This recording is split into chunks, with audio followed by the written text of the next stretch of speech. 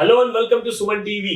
ఇది నిజంగానే లైఫ్ లో టర్నింగ్ పాయింట్ ఆ దారికి తీసుకొచ్చే వీడియో కాబోతుంది. ఎందుకో చెప్తా. ఎందుకంటే మీరందరూ కలలు కంటున్నారు ఒక మంచి ఇల్లు కట్టుకోవాలి. ఎందుకంటే పెళ్లిళ్ళు ఒకసారి చేసుకున్న 2 సార్లు చేసుకున్న చెల్లుతుందేమో కానీ ఇల్లు మాత్రం జనరల్ గా అందరూ ఒకటేసారి కట్టుకుంటారు. If it is a big dream house, of course అందరి కోసం కూడా కావాల్సిన ఇల్లు అలాంటిదే. అండ్ అందులో మనం అందరము చాలా ఆలోచించేసి మంచి క్వాలిటీ సిమెంట్ వాడతాము, మంచి క్వాలిటీ పెయింట్ వాడతాము, ఒక మంచి quality kind of elevator lift కూడా మనం వాడతాము. కానీ ఇవన్నీ ఫస్ట్ చేసేవాళ్ళు ఎవరు? ఒక ఆర్కిటెక్ట్. ఒక ఆర్కిటెక్ట్ మీరు కన్న కలల్ని నిజం చేసే ఒక కీ పర్సన్ అన్నమాట. సో ఈసారి యూట్యూబ్ ప్రపంచంలోనే అండ్ ఫేస్బుక్ లోనే ఇన్స్టాగ్రామ్ లోనే మీరు చూడలేని ఆ ఇన్ఫర్మేషన్, వినలేని ఆ కైండ్ ఆఫ్ డీటెయిల్స్ అన్ని కూడా ఈ వీడియోలో మీకు అందజేయబోతున్నారు.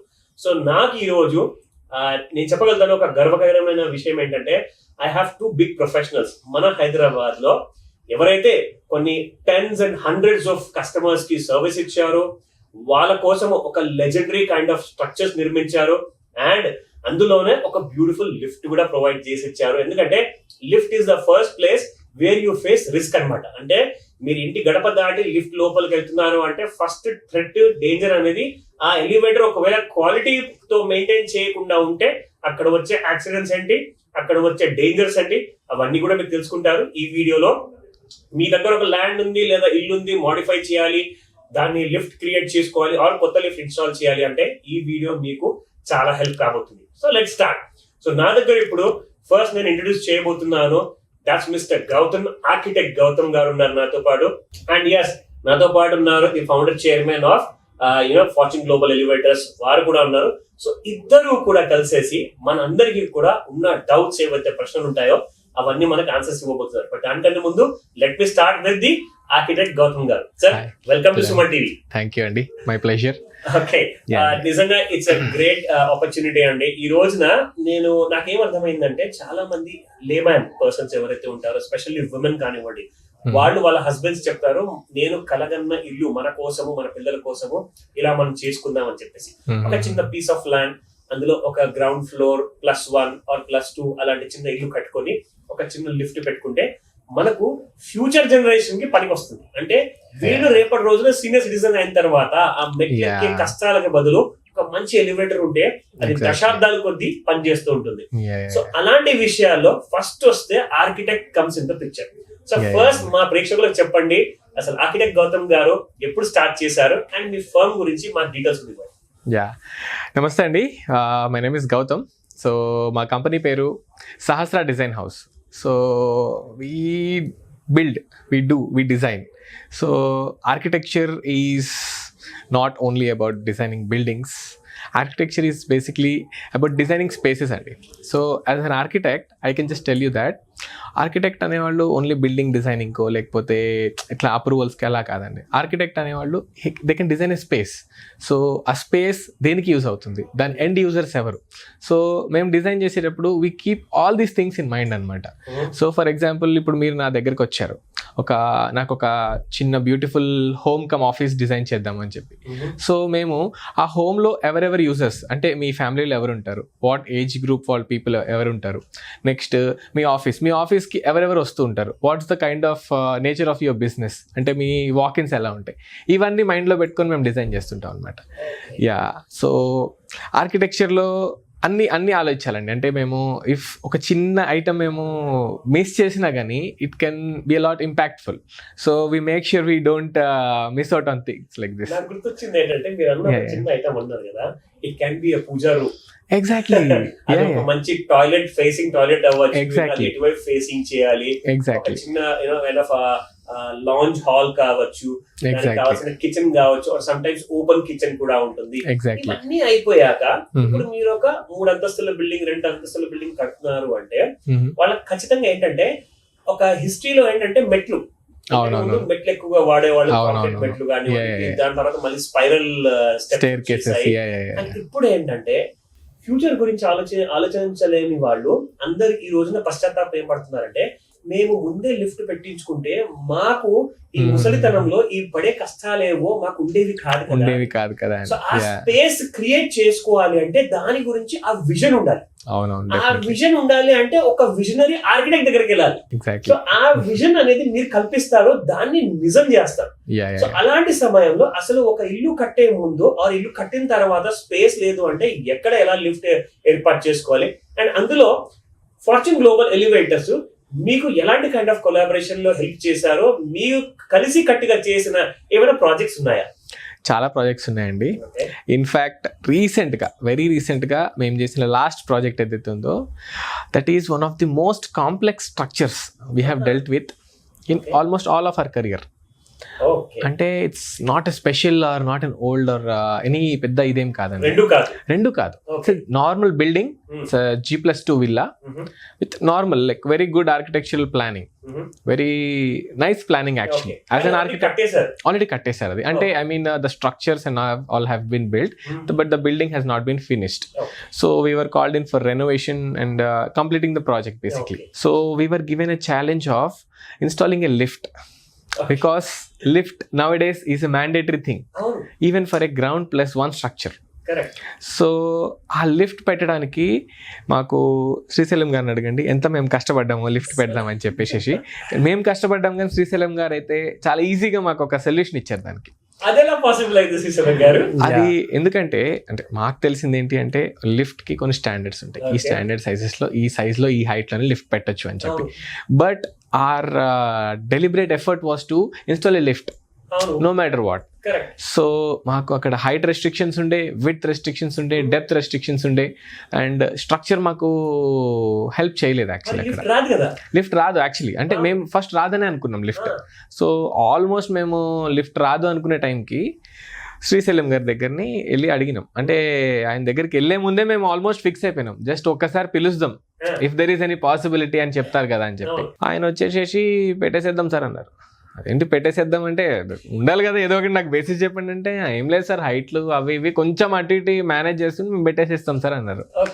సో నాకు ఒకసారి ఎక్స్ప్లెయిన్ చేయగలరు ఎలా పెడతారు, నాకు చాలా హైట్ తక్కువ ఉంది, మెషిన్ రూమ్ రాదు, ఇట్లా ఏమీ రాదు అంటే హైడ్రాలిక్ లిఫ్ట్ పెట్టుకుందాం సార్ అన్నారు. మరి హైడ్రాలిక్ లిఫ్ట్ కొంచెం ప్రాబ్లమాటిక్ ఏమి ఉండదా అంటే ఏం ప్రాబ్లం ఉండదు సార్, మీకు ఆ సౌండ్ కూడా రాకుండా నేను చేస్తాను అని చెప్పి నాకు ఒక మార్వెలస్ ఐడియా ఇచ్చారు. ఆ హైడ్రాలిక్ సెటప్ మొత్తం బిల్డింగ్ బయట పెట్టేసేసినారు. దానివల్ల మీకు ఇంటి లోపల సౌండ్ కానీ ఆ వైబ్రేషన్ కానీ ఏమి ఫీల్ కూడా అవ్వట్లేదు. అండ్ ఒక ప్రాపర్ మంచి automatic sliding door open lift పెట్టించారు మాకు. ఇన్స్టాల్ అయిపోయింది. మేము సైట్ కి ఇప్పుడు వెళ్తే ఆ లిఫ్ట్ లోనే పైకి కిందకి వెళ్తూ ఉన్నాం.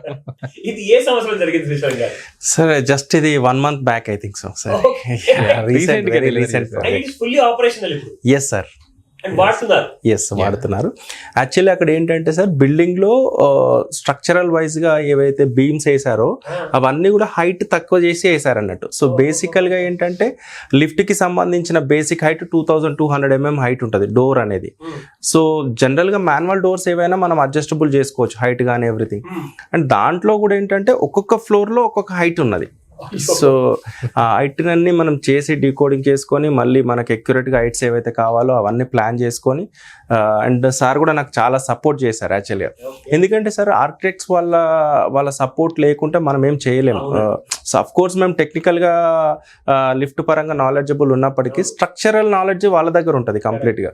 సో వాళ్ళ సజెషన్స్ తీసుకుంటూ లిఫ్ట్కి సంబంధించిన ఎలాంటి సేఫ్టీస్ బైపాస్ కాకుండా అండ్ కస్టమర్కి కూడా కావాల్సిన రిక్వైర్మెంట్ సార్కి ఏంటంటే కంప్లీట్ ఆటోమేటిక్ డోర్సే కావాలి, దట్ టు సెంటర్ ఓపెనింగ్ ఇట్లా. సో అవన్నీ కూడా మేము ఫాలో అవుతూ సో కస్టమర్ని హ్యాపీ చేస్తూ స్ట్రక్చరల్ డిస్టర్బెన్స్ కాకుండా అలాగే లిఫ్ట్కి సంబంధించిన సేఫ్టీస్ కూడా ఎక్కడ కాంప్రమైజ్ అవ్వకుండా మేము ప్రాపర్ సేఫ్టీస్ తోటి ఇన్స్టాల్ చేసాం. సో వారికి నేను చాలా థ్యాంక్ఫుల్ ఉంటాను ఎప్పుడు కూడా.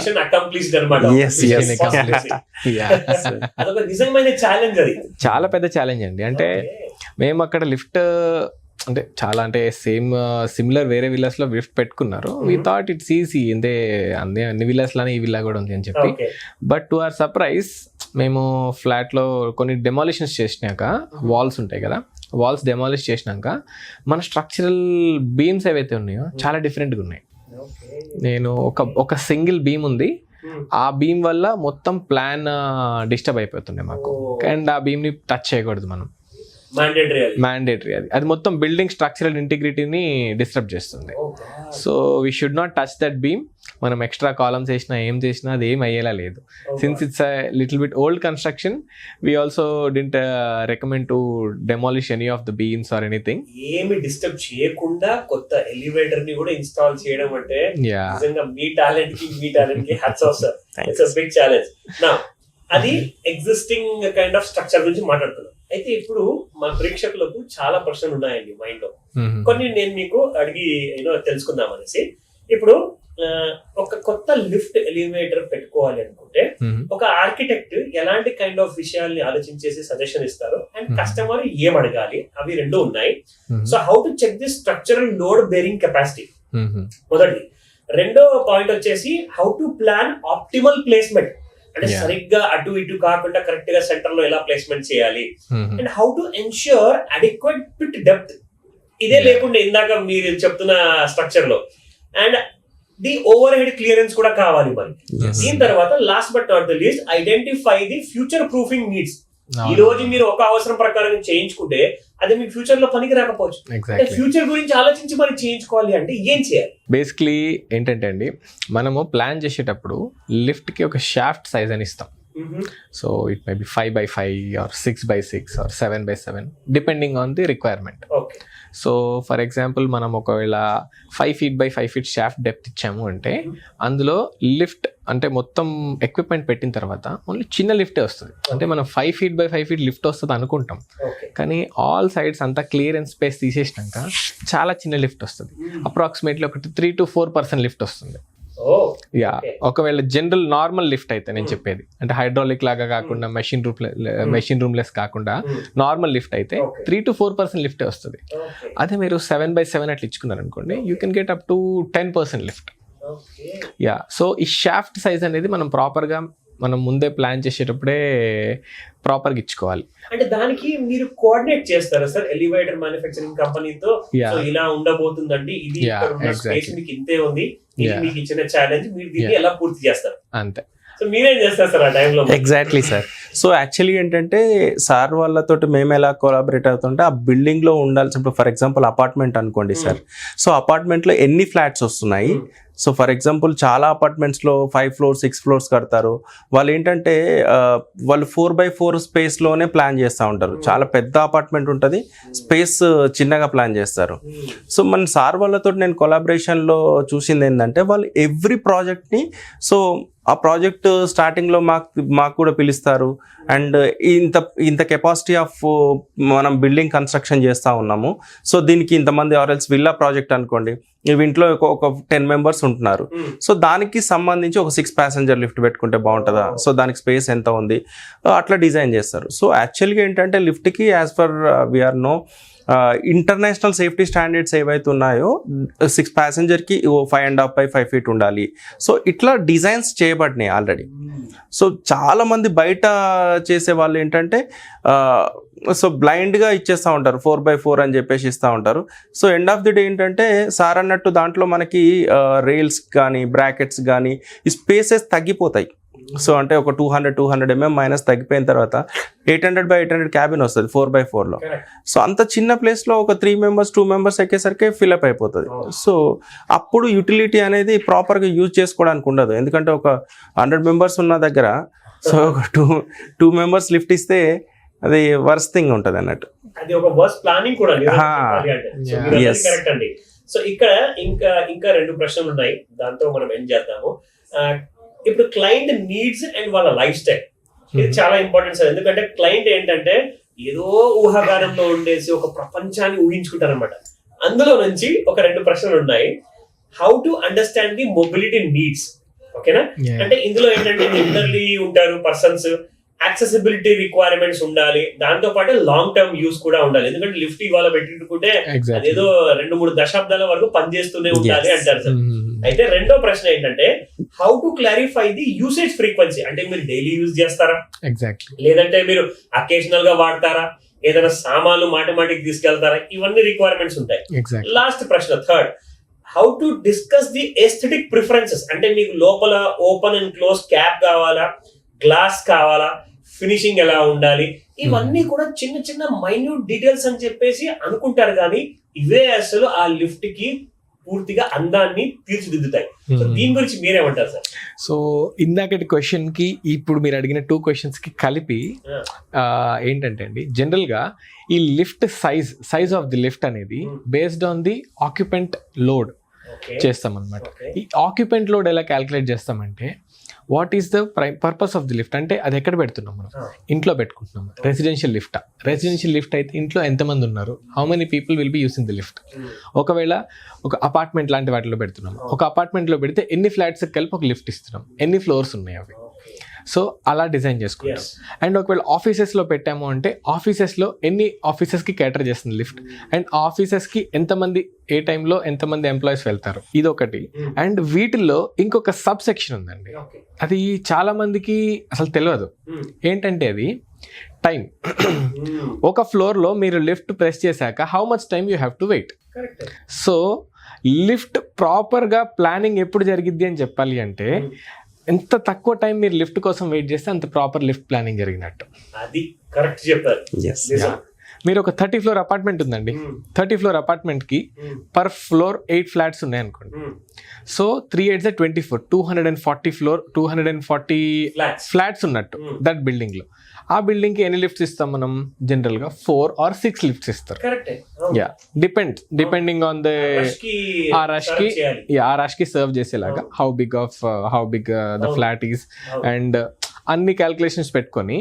అయితే ఇప్పుడు ఫర్ ఎగ్జాంపుల్ 30th floor లో ఒకళ్ళు లిఫ్ట్ నొక్కారు, ఎంతసేపట్లో లిఫ్ట్ వస్తుంది, lift is in the ground floor. అంటే ఒక్కొక్క ఫ్లోర్ ఒక సెకండ్ అనుకోవచ్చా?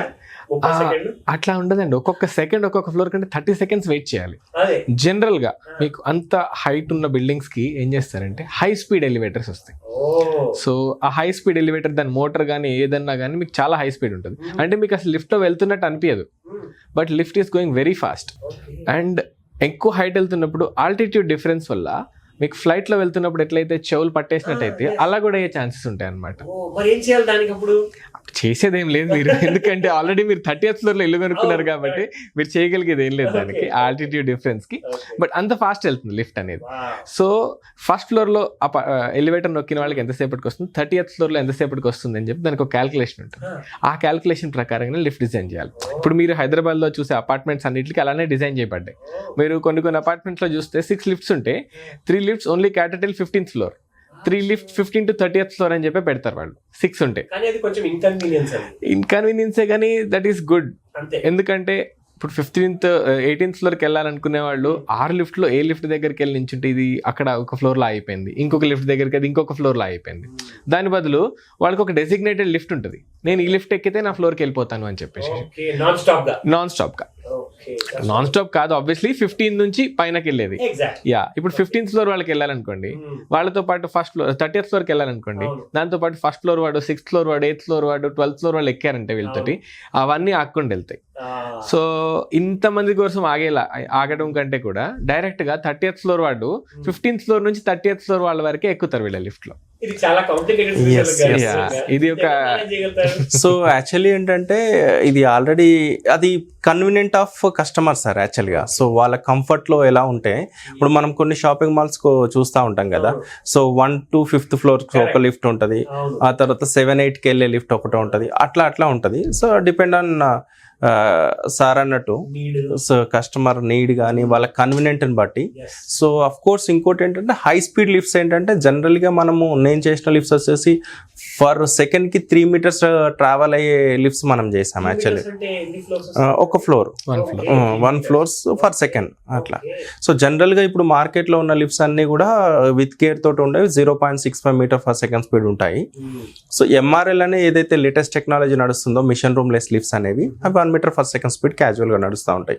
సో హైదరాబాద్ లాంటి ప్రాంతాలలో రెగ్యులర్గా ఏంటంటే 5 floors 6 floors is the maximum buildings కాబట్టి సో అలా డిజైన్ చేయబడ్డాయి. But we can provide 3 meters 4 meters 5 meter/second speed lifts కూడా ఇవ్వచ్చు అట్లా. సో న్యూస్ చూసారు కదండి, నిజంగా ఇలాంటి అన్ని కూడా మన బౌన్సర్ లాగా వెళ్తుంటాయి, మనకి ఏం అర్థం కాదు లేడానికి.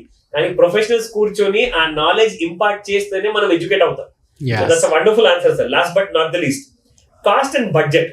సార్ పేలిపోతుంది సార్ ఒక్కొక్కసారి నిజంగా సరిగా ప్లాన్ చేసుకోకపోతే. Yeah. ఇందులో 2 క్వశ్చన్స్ అడుగుతాను. How to discuss the installation cost మొదటిది. రెండోది ఏంటంటే సివిల్ వర్క్ కాస్ట్ కానివ్వండి, దాంతో పాటే how to check the ongoing cost. అంటే అందులో వచ్చేసేసి మీకు యాన్యువల్ మెయింటెనెన్స్ కాంట్రాక్ట్స్ ఉంటాయి, ఇవన్నీ ఎలా చెక్ చేయమంటారు?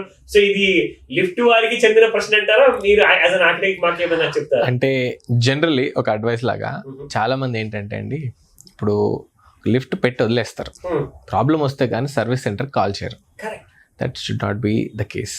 ఇప్పుడు మీరు కార్ కొనుక్కున్నారు, కార్ నడిచినా నడవకపోయినా వాళ్ళు ఏం చెప్తారు, అయితే 10,000 kilometers or 1 year, whichever comes first. మీరు సర్వీస్కి వెళ్తారు, ఎందుకు? అంతా బాగానే ఉందో లేదో చూడడానికి. ఇది మీ కార్ ఎలా మెయింటైన్ చేస్తాం, లిఫ్ట్ కూడా అలానే మెయింటైన్ చేయాలి. దానికి కూడా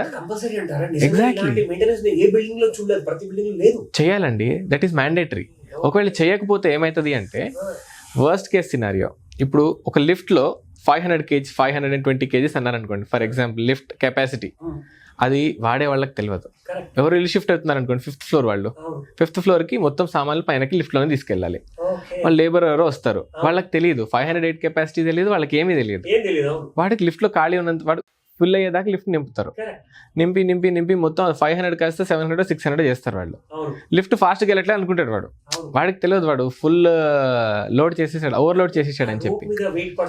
ఆ రోప్ మీద వెయిట్ పడి there is a good chance that rope will be damaged. అంటే ఎంత మంచి క్వాలిటీ రోప్ వేసినా కానీ వీ కాంట్ సే, అంటే ఎంత ఓవర్లోడ్ చేస్తున్నారో తెలియదు మనకి. సో ఆ రోప్ డ్యామేజ్ అయ్యే ఛాన్సెస్ ఉంటాయి. అవన్నీ మనకి ఎప్పుడు తెలుస్తాయి? మెయింటెనెన్స్ వాళ్ళు చూస్తే తెలుస్తాయి.